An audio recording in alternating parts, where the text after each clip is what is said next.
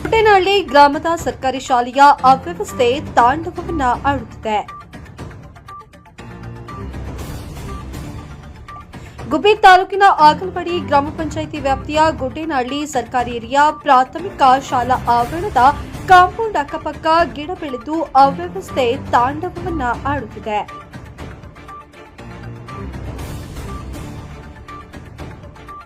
ವಿದ್ಯೆ ಕಲಿಯಲು ಬರುವ ಶಾಲಾ ಮಕ್ಕಳಿಗೆ ಕಾಂಪೌಂಡ್ ರೋಗ ಹರಡುವ ಭೀತಿ ಎದುರಾಗಿದೆ.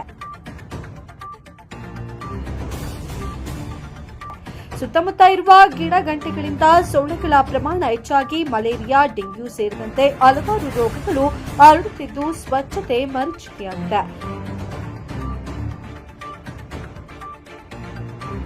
ಸಂಬಂಧಪಟ್ಟ ಇಲಾಖೆ ಅಧಿಕಾರಿಗಳು ಸರ್ಕಾರಿ ಶಾಲೆಯ ಕಾಂಪೌಂಡ್ ಸುತ್ತಮುತ್ತ ಇರುವ ಗಿಡಗಂಟೆಗಳನ್ನು ತೆರವುಗೊಳಿಸಿ ಸ್ವಚ್ಛವನ್ನ ಮಾಡಿಸುತ್ತಾರೆ ಎಂದು ಕಾದು ನೋಡಬೇಕಾಗಿದೆ.